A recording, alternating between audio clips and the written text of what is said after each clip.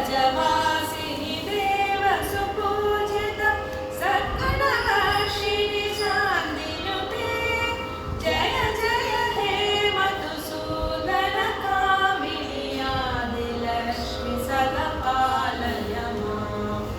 आदिलक्ष्मि सदा पालय माम् आदिलक्ष्मि सदा पालय माम् ऐतरि कल्मषनाशिनि कामिनि वैदिकरूपिणि वेदमये क्षीरसमोद्भव मङ्गलरूपिणि मन्त्रनिवासिनि मन्त्रयुते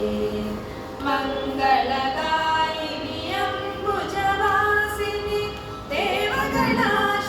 देवगणाश्रितपादयुते जय जय हे मधुसूदन कामिनि धान्यलक्ष्मि सदा पालय माम् धान्यलक्ष्मि सदा पालय माम् धान्यलक्ष्मि सदा पालय माम् जय वरवर्णिनि वैष्णवि भार्गवि मन्त्रस्वरूपिणि मन्द्रमये सुरगणपूजित शीघ्रफलप्रद ज्ञानविकासिनि शास्त्रयुते भवभयहारिणि पापविमोचनि साधुजनाश्रितपादयुते जय जय हे मधुसूदन कामिनि धैर्यलक्ष्मि सदा पालय माम् धैर्यलक्ष्मि सदा पालय माम् धैर्यलक्ष्मि सदा पालय माम् जय जय दुर्गतिनाशिनि कामिनि सर्वफलप्रद शास्त्रमये रगगजदुर्गपदातिसमावृत हरिजनमण्डित लोकनुते हरिहर ब्रह्म सुपूजित सेवित तापनिवारणि पादयुते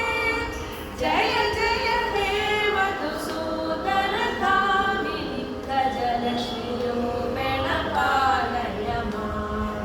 गजलक्ष्मीरूपेण पालय माम् गजलक्ष्मीरूपेण पालय माम् ऐखगवाहिनि मोहिनि चक्रिणि रागविवर्धिनि ज्ञानमये गुणगणवारिधि लोकहितैषिणि स्वरसप्तभूषितगाननुते सकलसुरासुरदेव मुनीश्वर मानववन्दित पादयुते जय जय हे मधुसूदन कामिनि सन्तानलक्ष्मि तु पालय माम् सन्तानलक्ष्मि तु पालय माम् सन्तानलक्ष्मि तु पालय माम् जय कमलासनि सद्गतिदायिनि